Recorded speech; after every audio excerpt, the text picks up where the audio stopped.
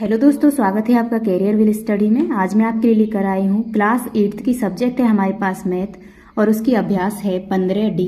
आज मैं आपको अपनी इस वीडियो में अभ्यास 15D का फुल सॉल्यूशन बहुत ही आसान और अच्छे तरीके से कराऊंगी। तो देखो, अभ्यास 15D में हमारे पास प्रश्न नंबर 1 है, नीचे दिए शिक्षार्थियों की ऊंचाई के आयत चित्रों को देखकर प्रश्नों के उत्तर दीजिए। ठीक है, तो देखो यहाँ पे ये आयत चित्र दे रखा है, हमें प्रश्न दे रखे हैं कुछ यहाँ पे इस तरीके से, इनके उत्तर हमको देने हैं। तो देखो, पहला प्रश्न है, सबसे अधिक शिक्षार्थी किस ऊंचाई वर्ग में हैं? सबसे अधिक शिक्षार्थी किस ऊंचाई वर्ग में हैं? तो किस तरीके से बताएंगे इस प्रश्न को? देखो, सबसे अधिक शिक्षार्थी किस ऊंचाई वर्ग में हैं? सबसे ऊंचा वर्ग कौन सा है? ये वाला, 155 से 160। तो आंसर क्या होगा? 155 से 160। ठीक है, उसके बाद दूसरा है प्रश्न, 160 से 165 सेंटीमीटर की ऊंचाई के शिक्षार्थियों की कितनी संख्या है? 160 से 165। तो देखो, 160 से 165 कितनी संख्या है? ये कितनी संख्या है? 10। ठीक है, तो उत्तर क्या हो जाएगा इसका? 10। 160 से 165, ये कहाँ पे लाइन बनी हुई है? यहाँ पे देखो, ये 10 के बराबर है, तो उत्तर होगा 10। अगला प्रश्न है तीसरा, 160 सेंटीमीटर से कम ऊंचाई के कितने शिक्षार्थी हैं? 160 से कम ऊंचाई के कितने शिक्षार्थी हैं? ये 160 को छोड़ेंगे, इससे कम ऊंचाई क्या है? एक तो ये है, ये कितने हैं? 11, ये 8 है, ये क्या है? 9। 8 के बाद ये लाइन कहाँ पे है? 9 पे, और एक ये 2, यानी 9 और 2 कितने हो गए? 11। तो उत्तर हो जाएगा इसका 11। आगे है, सबसे कम शिक्षार्थी किस ऊंचाई वर्ग में हैं? सबसे कम किस ऊंचाई वर्ग में है? देखो, सबसे कम है 145 से 150 में, तो ये हो जाएगा इसका उत्तर 145 से 150। अगला प्रश्न है, 155 सेंटीमीटर या उससे अधिक की ऊंचाई के कितने शिक्षार्थी हैं? 155 सेंटीमीटर या उससे अधिक की ऊंचाई के,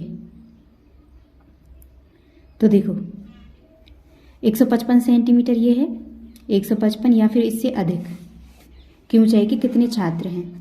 तो देखो, 155 के कितने हैं? 11, यहाँ पे ऐड कर लेते हैं हम 11।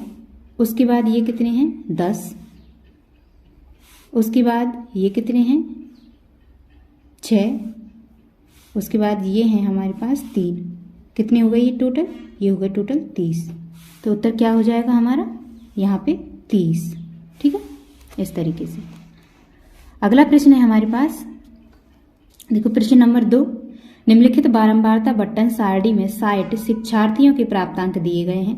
प्राप्तांक हैं ये वाले, शिक्षार्थियों की संख्या है 2, 4, 5, 8, 12, 15, 9, 5। आंकड़ों को आयत चित्रों द्वारा प्रदर्शित कीजिए। तो किस तरीके से करेंगे हम इस प्रश्न को? देखो कैसे बनाएंगे हम इस फिगर को, वर्ग को। देखो, सबसे पहले हम इस तरीके से संख्याएं लिख लेंगे।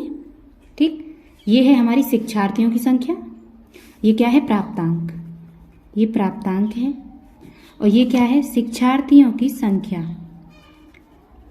शिक्षार्थियों की संख्या। ठीक है, ये शिक्षार्थियों की संख्या है। अब देखो, 0 से, यहाँ पे देखो, 0 से 10 के बीच में कितने शिक्षार्थियों की संख्या दे रखी है? 2। तो ये इस तरह से हम इसे मिला लेंगे। ठीक है, क्या हो गया? 2। 10 से 20 के बीच में कितनी दे रखी है? 4। तो ये हम 4 पे मिला लेंगे इसको, ये बन गया वर्ग। 20 से 30 के बीच में क्या दे रखी है? 20 से 30 के बीच में दे रखा है 5, तो ये 5 तक मिलाएंगे ऐसे। 30 से 40 के बीच में 8 दे रखी है। ठीक है, तो हम 8 पे ले जाएंगे, ये रही 8 यहाँ। 40 से 50 के बीच में 12 के पास ले जाएंगे यहाँ इस तरीके से। ठीक, 50 से 60 के बीच में क्या है? 15, तो ये देखो, ये रही 15 इस तरीके से। 60 से 70 के बीच में क्या है? 60 से 70 के बीच में क्या है? 9। ठीक है, 9 यहाँ पे है, ये 9 मिला दिया। उसके बाद है क्या? 70 से 80 के बीच में, 70 से, यहाँ पे एक और है, 70 से 80 के बीच में क्या है? 5, ये रहा 5 इस तरीके से। ठीक है, बस बन गया हमारा।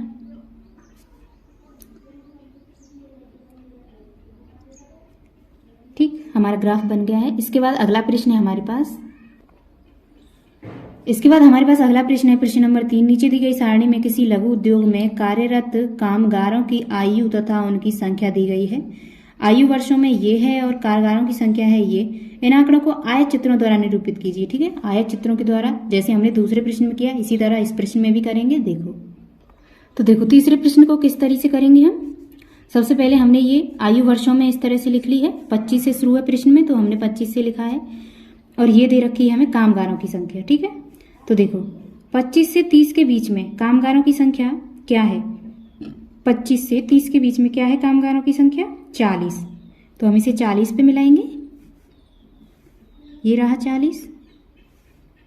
अब 30 से 35 के बीच में क्या है, 60। तो हम ये 60 पे मिला लेंगे। 35 से 40 के बीच में क्या है, 80। तो ये 80 पे इस तरीके से मिला लेंगे। और 40 से 45 के बीच में क्या है, 70। तो ये यहाँ से मिलाएंगे। 45 से 50 के बीच में क्या है, 60। तो ये फिर से यहाँ पे 60 से। 50 से 55 के बीच में क्या है, 50। ठीक है, क्या है, 50। तो यहाँ पे ये रहा 50। इस तरीके से ये बना लेंगे ग्राफ। ठीक है, प्रश्न नंबर 4 है हमारे पास। नीचे दिए गए बारंबारता बटन को आयत चित्रों द्वारा प्रदर्शित कीजिए। माप है ये, बारंबारता दे रखी है ये। इसे भी इसी तरह दूसरे और तीसरे प्रश्न की तरह करेंगे। तो देखो प्रश्न नंबर 4 में क्या है, इस तरीके से हम ये माप बना लेंगे और ये बारंबारता। ठीक है, माप और ये बारंबारता बना ली हमने। उसके बाद देखो माप में 0 से 10 के बीच में कितनी संख्याएं हैं, 2। तो ये यहाँ पे 2 पे मिला देंगे हम।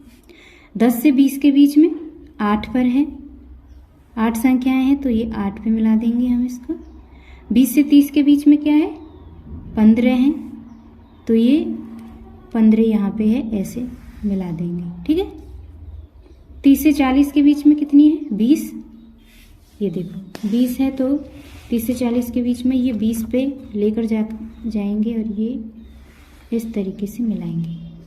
ठीक है, 40 से 50 16 है, तो ये 16 कहाँ पे है, यहाँ।